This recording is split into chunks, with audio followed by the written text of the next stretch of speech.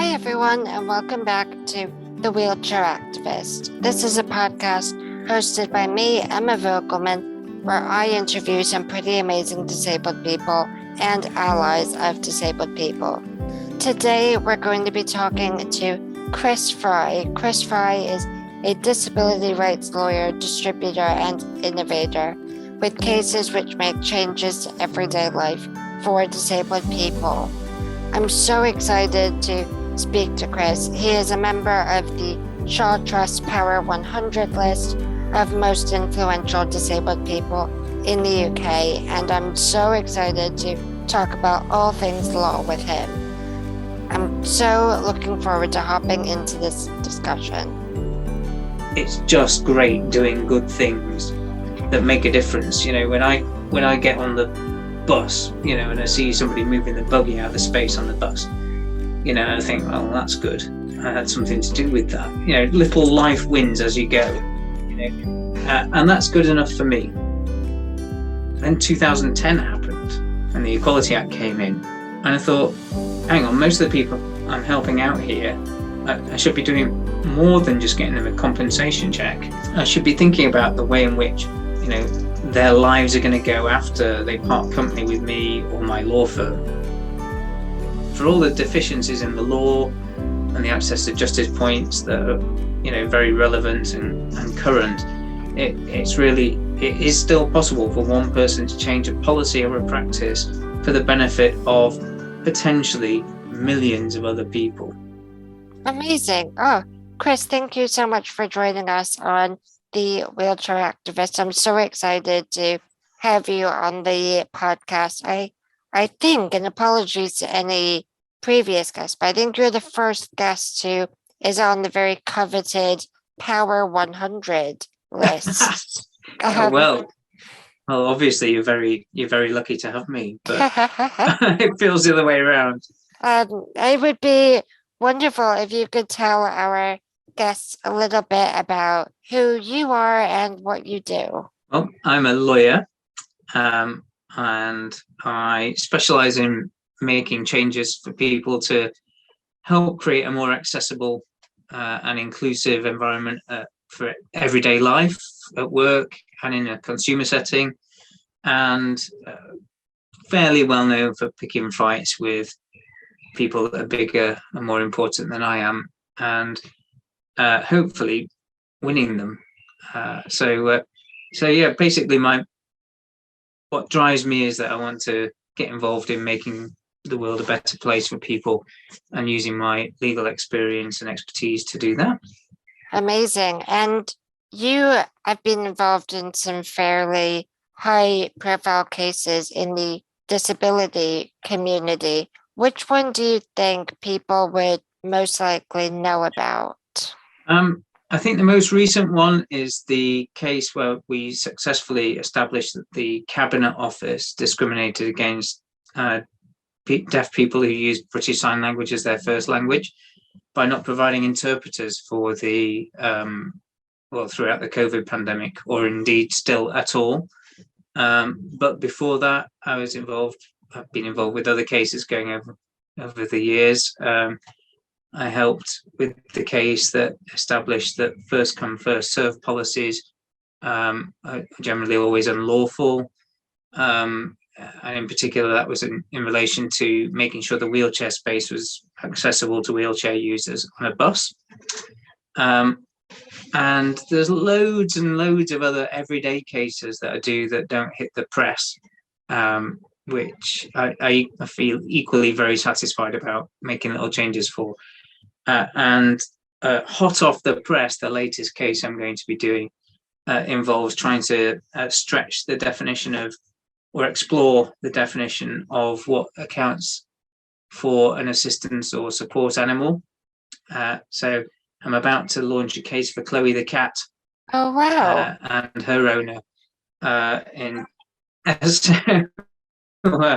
which I think is going to be one of those water cooler conversations, and which, you know, I really love, because cases like that, you know, provoke conversation amongst people who don't really think disability on a day-to-day basis, and it makes them think about what if, and hopefully adjust their attitude. So yeah, so those are the cases that people, I think, will probably recognize me for dealing with, and probably will shortly see as well. I have to ask, what does Chloe the cat do? Because I think people are really familiar with assistance dogs, but is Chloe the cat more of an emotional support animal, or what? What does Chloe do? Yeah, she looks after a guy. Well, she helps a guy called Ian manage his ASD and anxiety, for example. So in everyday life, when he catches the bus or gets on the train or goes to the supermarket or the cinema, having Chloe with him helps him to manage those anxieties. And of course, we know that there's not really, I mean, people accept that guide dogs, for example, are trained to a particular standard and, are recognized as guide dogs, and lots of people give lots of money to them. But there are other support animals, both in terms of emotional support and physical support, which fulfill the same role but without the same title necessarily. And it'd be interesting to see where the courts, or how the courts can help us to clear up the uncertainties. Because if you are someone like Ian, who really does need someone like Chloe the cat take with him to places to be able to access everyday services, then the anxiety of not knowing whether you're going to be let in, isn't great. And it's not great for a business either, because they don't know and they might get it wrong and they don't want to be getting things wrong. I'd like to think most businesses don't want to get it wrong. So I mean, in a nutshell, those are the cases that I run at the moment. It's I'm in a very fortunate position to be helping to develop the law at a time where, I think we're all pioneers at the moment. Well, within the next generation of pioneers, pushing the boundaries a bit, see how much further we can get them. And it's a privilege to be involved with that. I think that that's so interesting and will really challenge the idea of what animals can do for people with all sorts of needs, and hopefully, broaden people's understanding of that. So there's so many things I want to ask you. I think particularly one of the things I'm really interested in is your background in law, because that's something that you and I share. And I think I've mentioned this to you, but I personally, when I was in university and I thought I wanted to be a barrister, as everyone does, they always think that they're going to be Colin Firth from Bridget Jones' Diary doing famous human rights cases, or at least that's what my mother thought. That I was told when I was doing work experience that I wouldn't be successful in the barrister world because of my disability, because to prove your commitment to a chambers, which for people who don't know, it's essentially the set of offices that barristers are involved in, I was told that you have to be the first one in the morning and the last one out in the evening. And I knew that just physically I wasn't going to be able to do that. I wouldn't be able to sustain that. So I'm really interested in your experience with the law, because that's one of my biggest regrets, is listening to that advice and taking it as the truth. So I'd be really interested to know, what has your experience in the legal world been like? Well, I think that there have been changes. I've been qualified for over 20 years now, and there have definitely been changes in that time, which I'd like to think have made the profession, the legal profession, more accessible. But I mean, certainly, I think there are still prejudices available, and around, which probably, mean that the advice you were given is probably still in some places still current, I'm afraid to say. But interesting, the pandemic has changed things a bit. in that it's allowed people to think differently about the way in which they work. And I'd be very surprised if physical attendance at any premises is a measure of anybody's performance. In the end, it should never have been anyway. Just you might as well, if you wanted to win at that game, you just have to turn up and first and leave last. But you could be rubbish during the day and still lose your job. You wouldn't get instructed. So I think really people have started to focus more on outcomes rather than culture. And I think that is a good thing, provided that people are given the opportunity to achieve, which is the key thing. But in terms of what brought me into the profession was that, I always knew I wanted to be a lawyer, because I was, if I'm given black and white questions, multiple choice questions, and I'm sure it's the same with you, and probably many of the people that are listening to this, is that if you're given a binary answer or question requiring a binary answer, I often can't give you the answer because I could argue either of them both ways. And I used to have to negotiate to get myself out of trouble at school, basically, and continue that. So I always knew that that was not somebody who would be a great scientist, because there are right outcomes and wrong outcomes. So I wasn't really very good at maths, but I was really good at people. I always thought I was good at people and trying to help people out. And so, yeah, I think I always did know I wanted to be a lawyer. I didn't really have the grades to do it to start off with. So I got into university to do, in the recession in the 90s, I had to do something that was a bit different. So I did international business, marketing and law. And that made me a bit different to the law students. And then I had a really good group of initial employers who were really all about outcomes and merit.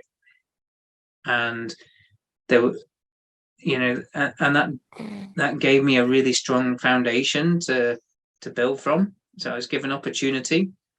And I think that the rest of my career has been about, and my professional work has been about making sure that other people should have opportunity as a right, not as a privilege. And when I got ill in 2003, I thought I was going to be totally written off, and in fact the opposite happened. I was really supported. I was given more opportunities, and it's thanks to the way in which I was treated in that moment that I've been able to carry on and do the work that I enjoy doing so much now. I think it's so lovely to hear a positive experience, because as I'm sure from people in the disability community, but also obviously all of your clients come to you with issues of discrimination or poor treatment, and it's lovely to hear that positive things are happening, particularly for me, hearing about that in the legal sector after I was, essentially warned off it at 19 or 20 and ended up listening to that.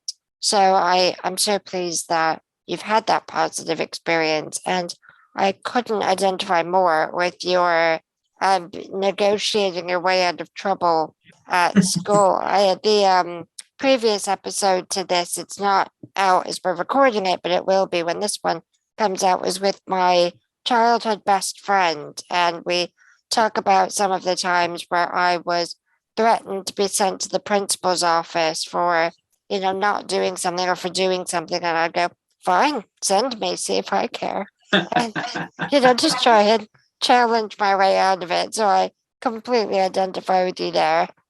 So I ask all of my guests this question, and I'm aware it's a really mean, big question, but what does disability mean to you? So for me, and it's possibly, it's a feature of my work. But for me, disability all too often means a label which is applied to somebody, which potentially limits their ability or their opportunity. And so there's what disability means to the individual and what it should mean to everybody else or to society. But I mean, disability too often means it's a labeling of somebody which potentially is applied to limit their potential. I think that's a really interesting way of looking at it. And I think, some people, whether in the disabled community, will really identify with that label and then others won't. But it is, as you say, it's how you frame it and how you identify with it as an individual. There are some people who, if we look at the social model of disability, they'll really not identify as disabled if access is there, which again makes complete sense. And if that's how you identify, then by all means go with it. So I think that's really a really interesting definition. So we've talked about how you always knew that you wanted to be a lawyer, but who were your role models growing up? Were they in the legal profession? Were they someone completely different? I think role models. You have different role models at different times in your life, don't you? But when I was younger, I don't really remember seeing many disabled people on the telly or whatever. I think I really took most of my inspiration from people I knew. So in particular, my family. My dad was a BBC broadcaster. He had a radio show, and I remember when I was about 7 years old, he got caught chickenpox, and it went into his lungs and paralyzed his lungs. And I remember him crawling out the house into an ambulance, and that was he was in a coma. Well, he was in a coma over Christmas of my 7th birthday, and I remember seeing all of that. And when he came back, he was about 7 stone with one of those grey anodized plastic NHS walking sticks, and he had a permanent tracheostomy after that, and he couldn't broadcast anymore because he didn't have a voice. So he'd gone from somebody that was at the top of his, he was really on the ascent in terms of his career, to having all of that taken away from him because of something that had happened. And he responded to that by adapting, obviously. But I also saw opportunities taken away from him, and I saw the way in which things worked. People responded to that well, and I also saw the challenges that came, where he wasn't treated fairly or as well, and he dealt with that in a very dignified and pragmatic way. And I always thought that he hadn't let what had happened to him affect him as a person. It was the world around him that had to change, really, which is essentially the fundamental principle of the social model of disability. And so I think that without knowing it, I think he was a role model. No one thinks of their parents as role models when they're growing up. They really, but actually he was, because the way he responded in that situation and the way I witnessed what was happening, subconsciously sort of embedded a feeling of the social model and reasonable adjustments and the need for people to respond more positively in relation to things that happen in life that get in people's way. So he was a role model, really. He died a few years ago now, but I'm sure he'd be. I'm sure he will be pleased with the work that I was doing. I think that's a really amazing story, and I I personally can really identify with that. It's not something I think, I've shared in any great detail, but after I contracted the swine flu when I was 15, I lost my ability to speak as well, for about a year. And it's so funny that you mentioned that your dad was a radio broadcaster. I remember this is very American, but in my freshman year of high school, I was about 14, 15, and I was taking a journalism class. And this was just before I contracted swine flu. My journalism teacher said that I had a voice for radio. And then, of course, I lost it. So thank you, Mr. Lowe, for jinxing that. Well, you But proved them wrong. I And you did. still do. I Yeah. certainly had, but I really resonate with, that experience and that, how it must have been to see that opportunity that your dad loved and was his job being taken away. Yeah. So And it's I a think bit surreal. the other thing there, from what you're saying, and also from just thinking and reflecting on that, my dad's context, it's about losing your voice, and the need to be able to have a voice. And if you don't have a voice, somebody should be there to speak for you. I think that's super important. Did you, from that point, did you know that disability was an area of law that you wanted to explore, or did you think that you were going to go into a different area? No, I just wanted to be a lawyer that helped people. So when you're a young lawyer, especially, I think you're just lucky to get a job. The market's so tight. So I went into first thing is get a training contract.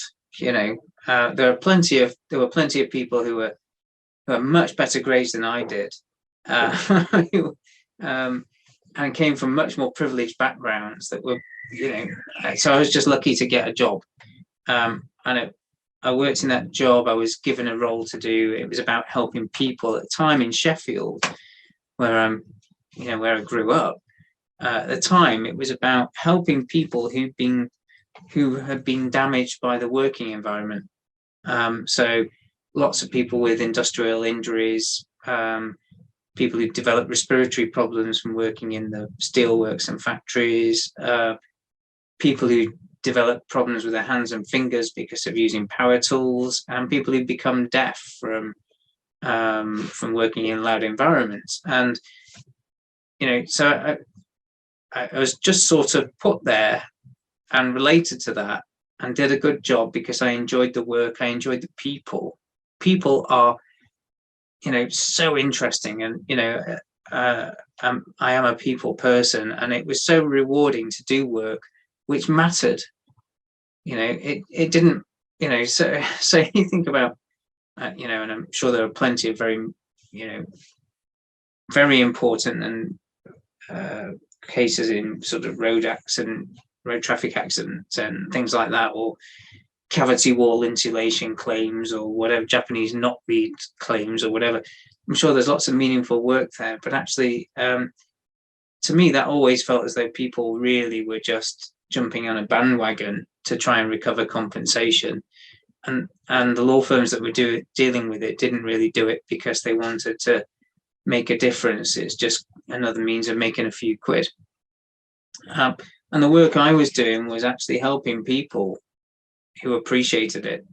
And so I did some really good cases and meaningful cases, and did a big group action for about 3,000 people who worked in the machine sheds in Nottinghamshire and Derbyshire, sewing machining for garments in the 1970s and 80s. Oh, wow. And that case went all the way up to the Supreme Court, and for a while we changed the law and did bits and pieces. But then after a bit, I thought, well, then 2010 happened and the Equality Act came in, and I thought, hang on, most of the people I'm helping out here, I should be doing more than just getting them a compensation check. I should be thinking about the way in which their lives are going to go after they part company with me or my law firm.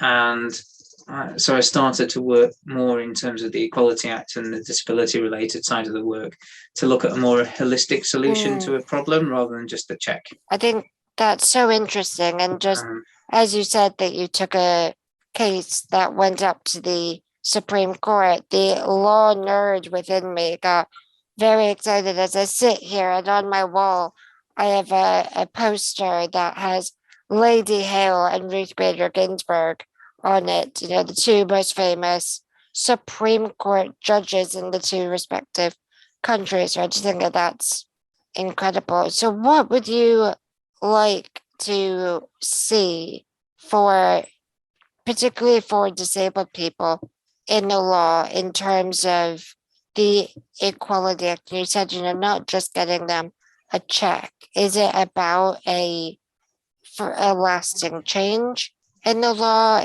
What would you like to see that would really impact people? Well, there's so much I'm working on at the moment. Really, there's, in terms of an individual case, it's never about the check. It's really very rarely about the check.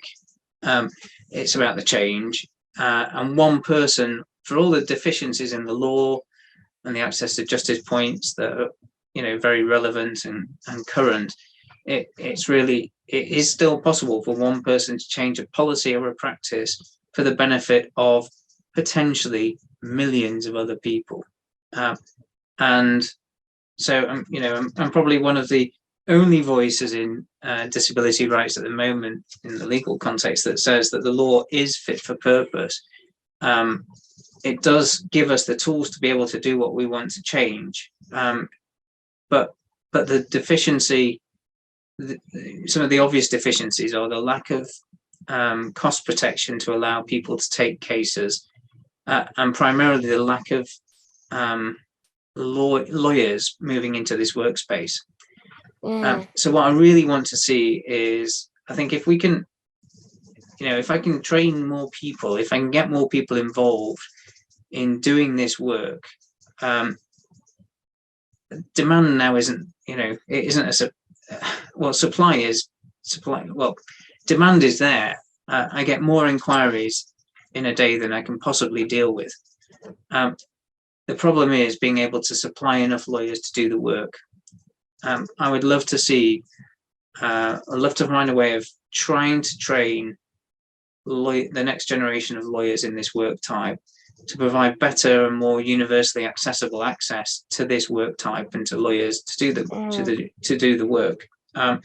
So I don't think, and I'm aware of the work that Leeds, Centre for Disability Studies and the University of Law at Leeds is doing to try and, include disability law as part of one of its modules. As far as I'm aware, they're the only centre for that in the whole of the UK. I'd love to find universities offering options in disability and equality rights work as part of their teaching processes. I'd love to find law firms, looking to move into this work type, being prepared to get involved in work, which sometimes might not look, it might not make them as much money because there's not as high volume, but it would make them feel, it would create, in the end, a more accessible platform for people. And law firms are in a privileged position, and owners of law firms are in a privileged position where they can choose what work they do. It should not always be about profit. It should be about what they can do with that position. And I'd like to see more and better from the profession in terms of doing that. How much do you feel that representation within the law sector plays a role in that? When you talk about training the next generation of lawyers, would you like to see more disabled lawyers, or sort of how much does that lived experience potentially come into play in the work that you do? I think I don't think it's essential to have, I don't think we should have quotas necessarily, and we might need them in the early stages to try and boost representation and to change the culture. But ultimately, I don't think you have to have lived experience of disability to understand the fundamental principles, which are, that everybody should have the same opportunity as everybody else, or to understand the obligations to make reasonable adjustments. And I think sometimes there has, I've seen before I outed my own experience of disability, I know that, some disabled people thought that, that my involvement in the work couldn't be up to much because I was just a person without, a white middle-aged middle-class lawyer without any lived experience benefiting from the disabled community, which was totally wrong. And I think that's a prejudice that needs to be tackled as well. There are allies who are equally as competent and want to make a difference to society, and whether they're disabled or not disabled shouldn't matter if the outcome that people are looking for is the right one, which I think has been a controversial. A few years ago, that would have been a controversial thing to say, but I hope that and it did create at the time. It created a motivation for me to actually explain why I was doing this work type, and I don't think that's right either. I don't think anybody should be labelled or required to label themselves, as I said earlier. I think lived experience is important and it's relevant, and people should feel free to be able to share their experience in a way which benefits the profession, but it shouldn't be a prerequisite.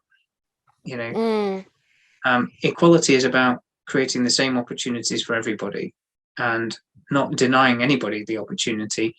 I certainly wouldn't, I don't think it should be, if you have a choice between a disabled lawyer in a wheelchair and Chris Fry, as a disabled person, I'd be disappointed if they instructed the disabled person in a wheelchair just because they understood what everyday life was like in a wheelchair, other than, and I don't have that experience. And I wouldn't expect it to be the other way around either. As long as, if it's a straight choice, it should be a choice between outcomes. Who gets the better outcome? Who's going to do you the best job? And fundamentally, my entire career has been about making sure that everybody has the same opportunity to compete. And that should be the driving factor, not anything else. Although I accept that, in order to reboot or essentially to reboot things, shortlists which include people with lived experience are a good thing. There are some boards of directors and decision makers that should definitely be sort of encouraged or nudged. I just don't think that anybody. I think also we've got to be careful about setting people up to fail as well, and I think training is really important. So I was talking about this from the context of deaf community. There should be more deaf people involved at board level at various organisations. But if you just put somebody in there that doesn't actually have, that you've not given any support to, that hasn't been trained to have the skill set that everybody else has, then the wrong appointment at the wrong time could actually set the movement back, if you like. You don't want someone there just to tick a box. So the problem is a bit deeper. We need to be not just looking at people from a representation perspective, but looking at, when you've got that shot, you need to make it count. I've gone a bit off point there, I think, but ultimately, the message is there that I do think there's a place for. There's obviously a place for people with lived experience to be able to share, to share their experience within the movement, but I don't think it necessarily precludes people without a lived experience from having a positive impact. I think that's a really interesting perspective, and I suppose as you were talking, the more you were saying, the more I was thinking about what you do is advocating for an individual in an individual circumstance. So, really, your lived experience and your background in terms of, things that you've experienced doesn't matter. What matters is the experience of that individual. Would you sort of say that that's right? Yeah, absolutely. I mean, you know, I think it helps to be able to understand to understand how best to help a person, you need to understand that person. And, and I think, lived experience helps with that. Undoubtedly helps with that. But fundamentally, I think, and that makes us better lawyers and better people generally. But it shouldn't be a barrier to entering the profession or being given the same opportunities as everybody else. It reminds me of this quote that someone in a working group that I did said once that equality cuts both ways. It was a discussion about employment, and we were having sort of an open conversation with some employers on how to manage disabled employees. And one employer said, because this was a safe space, they said, well, am I allowed to discipline a disabled employee if they are actually underperforming? And if it's not because of their disability, because they were worried about how that would look.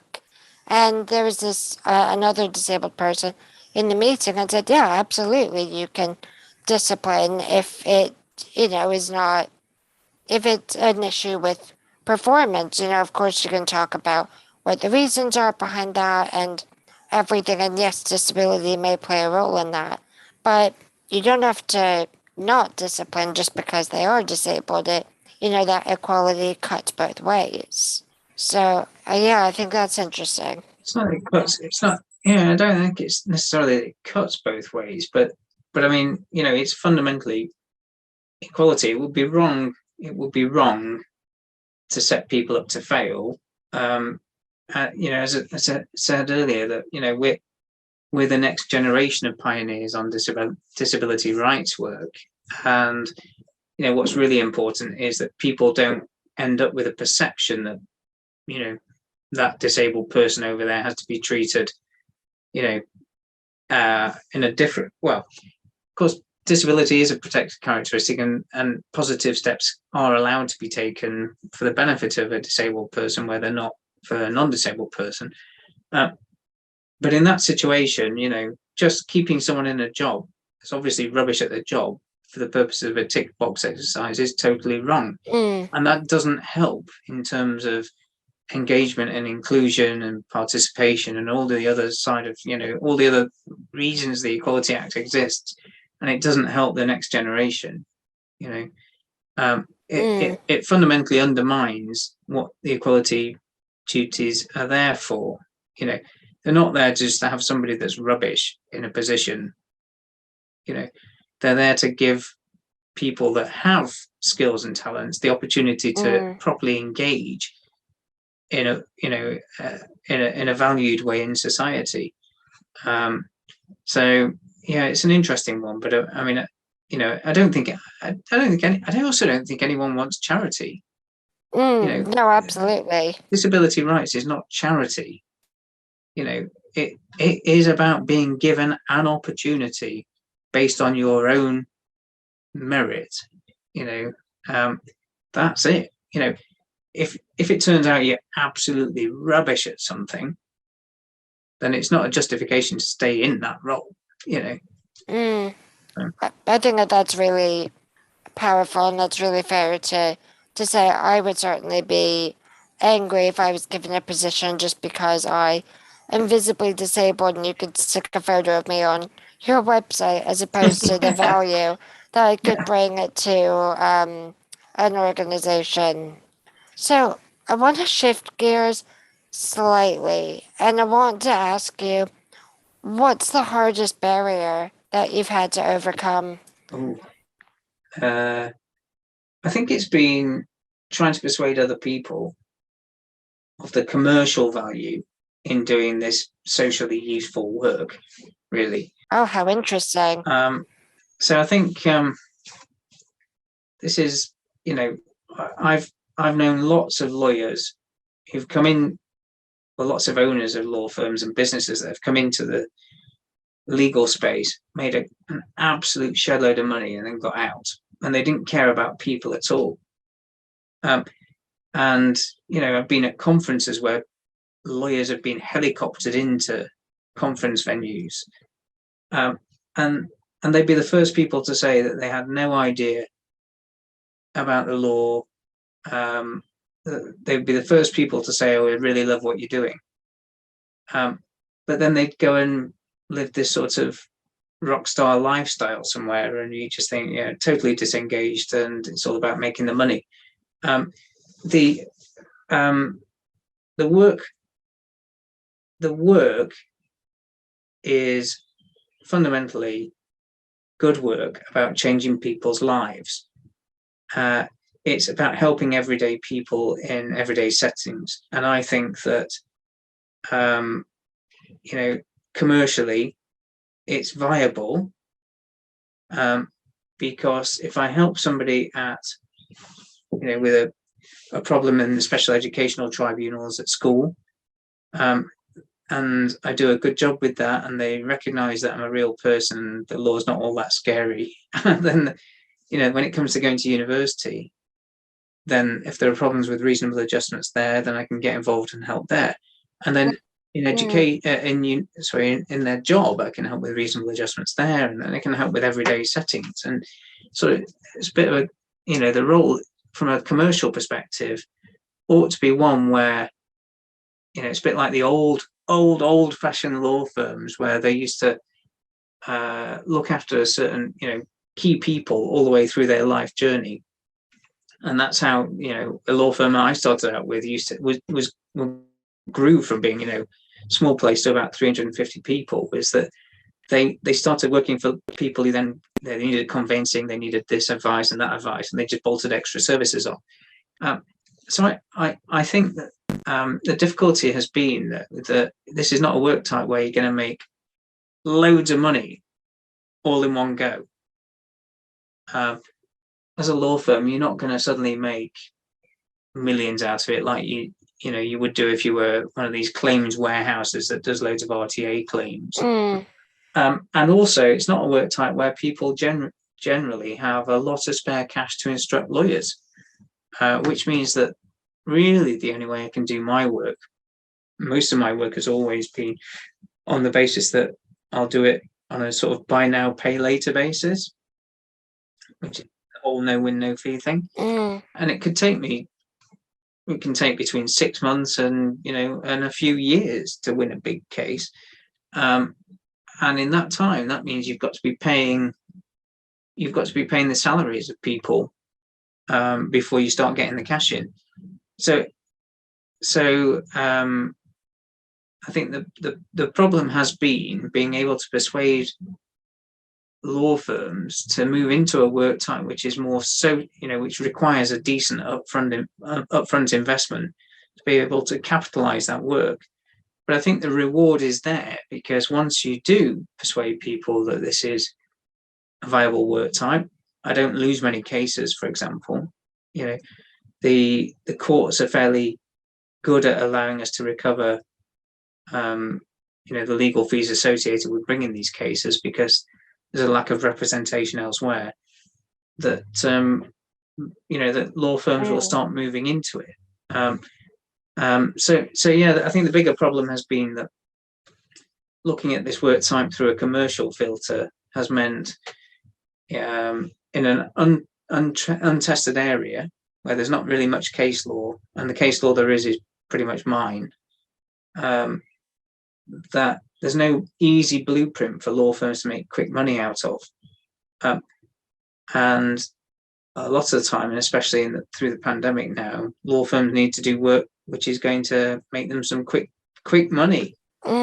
So you've got to find the right people with the right budgets and the right motivation, and there aren't that many around. That's so interesting, and there are a couple of things in there that I want to pick out, but the first is when you talk about the commercial value, I think that's really interesting. It's something that I came across when I was working on disabled people's access to food during the pandemic. And we saw that a lot of the supermarket websites had a lot of accessibility barriers for disabled people. But I think, from what you were saying, I was sort of initially thinking, oh, I really identify with that because I had to make a commercial case for why supermarkets should care that there's no alt text or they have poor color contrast. But as you were talking, I thought at least I had the benefit of having the value of the purple pound statistic, which is, for people who don't know, the spending potential of disabled people in the UK, and it's a vast amount of money. But you're right, it's it must be very difficult from your perspective to not have that incredibly powerful stat behind you and try and get people to care because it's morally right, or because someone is in a very difficult circumstance that they have the power to change. Yeah, I think that's right. I mean, it is always very difficult to prove a negative, because there's there's nobody to point to show what a great business idea is. Yeah, but I mean, the strength of the purple pound thing is that it can show what a great idea it is to just make your business more accessible. And I think, for law firms moving into this work time is a really great opportunity to be the leader on making legal services more accessible. The purple pound hasn't really focused on law firms or the legal sector generally, and it would be helpful if it did, I think, because it would show how much more we could do as lawyers. That's a really interesting point. I hadn't really thought about the purple pound in regards to different sectors, because I think, the main area that I've used, as I said, was with supermarkets, and that's a completely vital everyday service, whereas, law is incredibly vital, but it is, on an ad hoc basis. But I know not too long ago, a good friend of mine was looking at a sort of coming with a judicial review case for the government's decision to abandon all restrictions, particularly the restriction for people to self-isolate when they test positive for coronavirus, and what that would mean for the clinically extremely vulnerable community. And she was asking me, about legal aid and things like that. And one thing that was quite surprising to me was she found that, and of course, correct me if I'm wrong, but that she wouldn't qualify for legal aid if she had more than £3,000 in other savings or assets.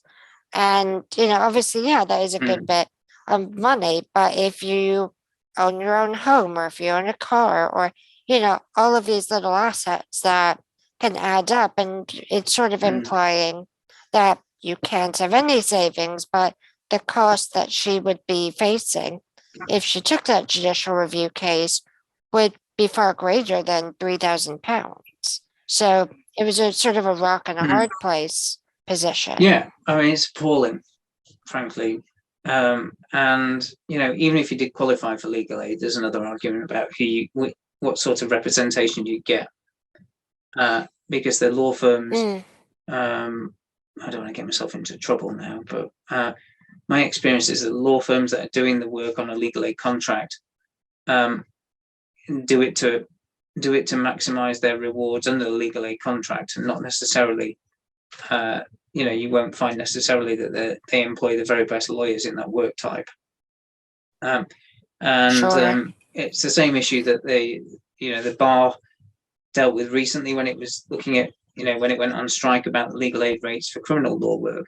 And what's the difference between the reason they went on strike there and the issue that we're facing here is that, if you are faced with a life-changing situation that you really need to do something about, and you qualify for legal aid, then you should at least expect the best representation that money can buy. And that's not what you're getting at the moment. So in criminal law, for example, you'll get somebody who's a junior barrister without much of a track record, or you could lose your civil liberties. Your life is in their hands just because you don't have enough money in the bank. That's not right. It's the same with enforcement of disability rights, for example. You need somebody that is going to commit to making a difference, and some of these cases are really complicated. They've not been litigated before, and they are often more complicated because it's the first time that judges have dealt with them.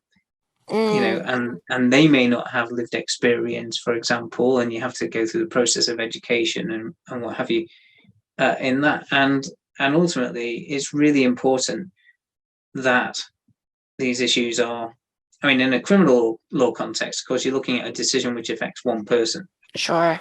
Disability rights, you're looking at one which affects thousands, tens of thousands, sometimes millions of others, as well as the individual. So I think legal aid in this work, the lack of proper funding relates to the lack of lawyers that are competently trained in this work type, which relates to the lack of precedent, which relates to the lack of firms prepared to put the money in to allowing these cases to develop. And I tried my best on that for a while, but this is a work type that does require some decent upfront capital to be able to make it work.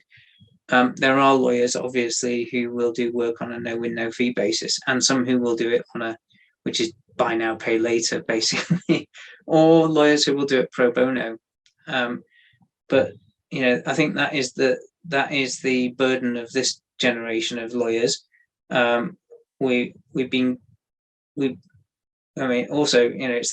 It's a problem because we can't demonstrate the financial viability of the work type.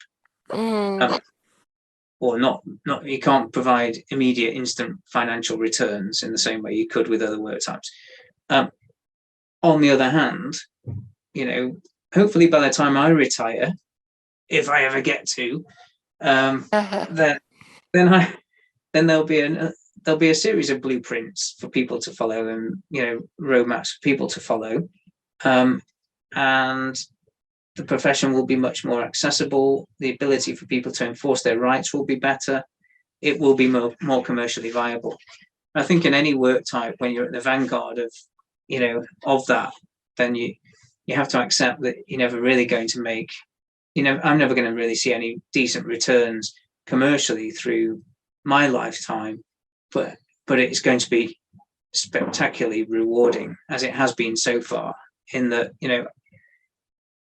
it's just great doing good things that make a difference. When I get on the bus, and I see somebody moving the buggy out of the space on the bus, I think, well, that's good. I had something to do with that. Little life wins as you go. Yeah.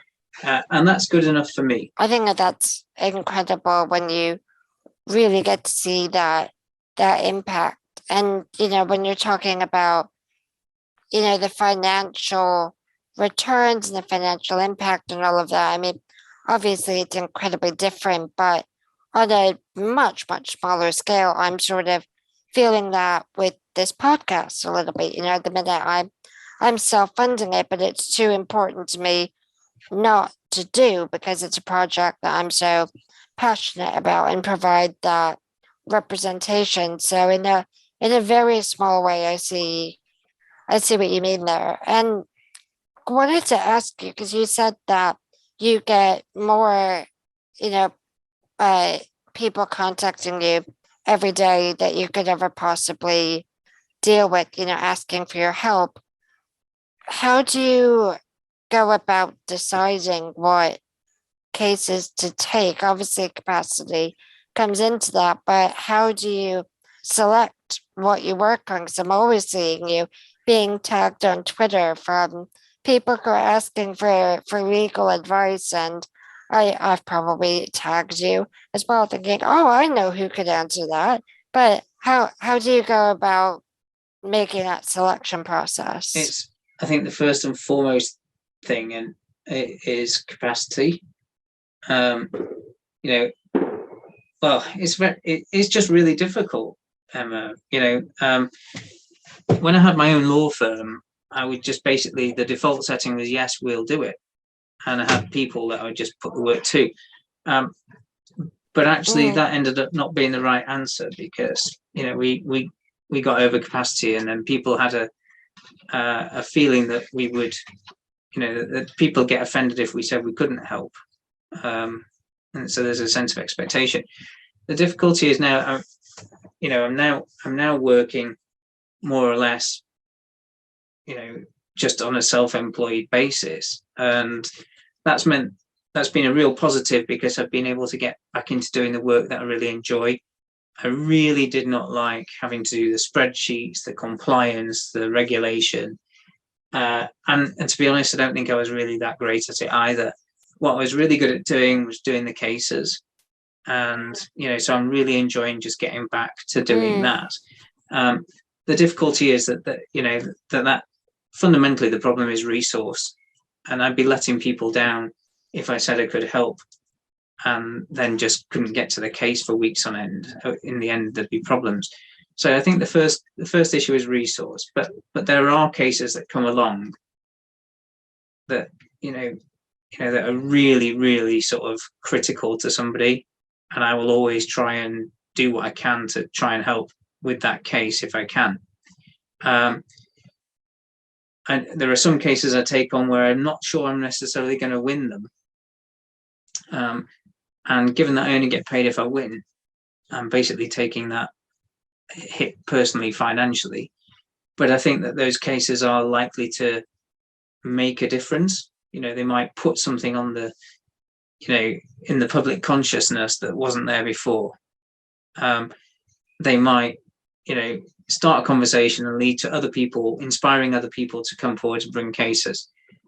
So I still am able to do that work, but there's a limit to what I can do because I'm just one person still. So I tend to try and I'm trying to refer cases to other lawyers who I'm trying to inspire other lawyers to get trained in this work type and create a network of people that I trust that I can pass work to.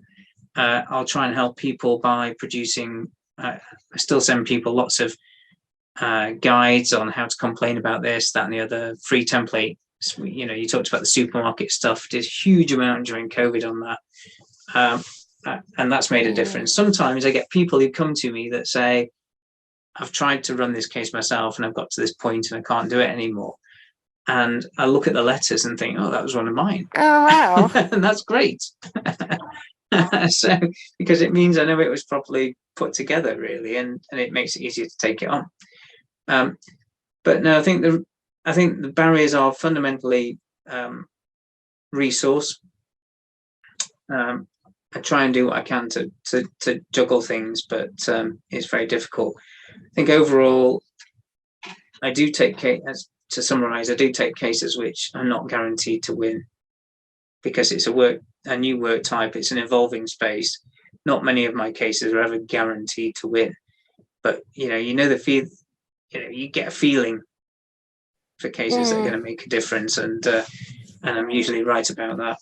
And I work with an excellent barrister, Kathy Castley at Cloisters, and since I've been working with Kathy, our success rate has been like 90% odd. So there's a second filter. So even if I say I really want to run this case, and she says this is absolutely not going to work, then I mean it takes a lot for me to say no, basically. But if I do it's typically resource related. I really resonate with that because, as an activist, sort of in an individual capacity, but also, that works with various other organizations, you hear about so many issues impacting people every day, and it's really difficult to say no. Or, when someone asks you for help, and you have an answer, or you can signpost them in the right direction. But I definitely know what you mean about working on things that aren't going to win, but you still do it because it matters.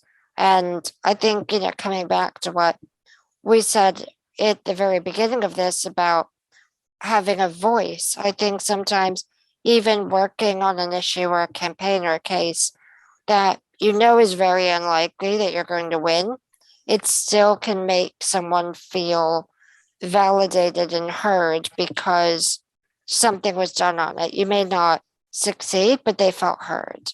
And there's so much value in that. Yeah. I think often it's not always a no. It's just not at the moment. I think that's the way I like to look at it. But the problem with our work type is that that there are strict time limits to bringing cases that often people don't know about. So one of the things I've asked the government to look at changing several times over the last few years is this 6-month time limit.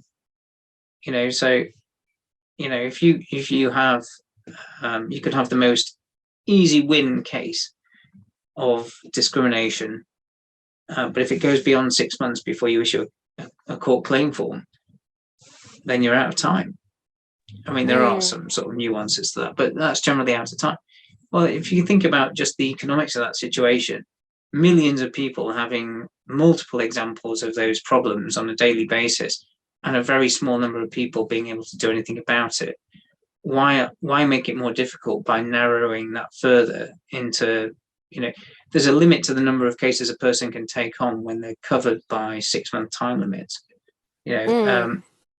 So again, I think that it comes back down to the whole thing about we need more people doing this work. We could do so much better with more lawyers entering this workspace. And why wouldn't you do it? It's just good work. And there's still plenty of new cases that people could take. And, so if anyone listening to this wants to get involved, then get in touch because I need you. I mean, not gonna lie, I'm now thinking about a career change. Well, I mean, I'd love to get you involved with it. But I completely agree. If anyone is listening to this who is interested, it really can be so rewarding and empowering for yourself to help someone in sometimes really dire situations and succeed. It just feels amazing. But I want to end this really interesting conversation on a high note. What is something that you are the most proud of? Yeah, I'm most proud of people's confidence and trust in me to be able to, to allow me to bring some of these cases. A case is not just about a case. It's about being part of somebody's life during a case, and it's a memorable event. So this morning I watched, there's a documentary that's been produced on the work I did on the Where is the Interpreter campaign for Lynn Stewart Taylor. Yes, yeah. And I watched that this morning, and just obviously that's a case I lived and breathed and still am, and I knew it was an important case. But what that documentary showed, and it's because it's fresh in my mind, I think this is the reason I've chosen this as the answer to this question, is that it showed just how much work even goes into just instructing a lawyer. How difficult it is to add legal stuff to an already, full life, and to be trusted by people to be that person that they think could be their advocate or champion in that situation is hugely humbling, and I'm very grateful for that. So I think the most important thing to me is that the thing that will have mattered to me when I finally hang up my clogs, so to speak, and pass over to somebody else is the feeling that I did something that mattered, that was trusted to do something that mattered, and hopefully that I fulfilled, responsibility that was left or is given to do that. I can't think of a better way to end this incredibly interesting conversation other than to say thank you so much, Chris, for being on this podcast and sharing your expertise in the legal sector with us. And it's just so interesting to hear about the amazing work that you're doing, and I really hope that people will have learned something about the legal system and will hopefully feel empowered that there are avenues for them to address things legally that are unfair, that are not right. So thank you so much for taking the time to talk to us. Well, thank you for having me, Emma. It's been a pleasure. Thank you so much for listening to this episode of The Wheelchair Activist with Chris Fry. I certainly enjoyed talking about the legal system and how it serves and doesn't serve disabled people, as well as learn about some of the amazing cases he's taken a huge role in. Before you go, I just want to remind you that we do have a GoFundMe and a Patreon for this podcast. All donations will allow us to continue to invest back into the accessibility of this podcast by making sure that all of the content is accessible to everyone. If you're able to donate anything, that would be amazing. And if not, share this podcast as far and wide as you'd like to, so that everyone can benefit from these amazing conversations.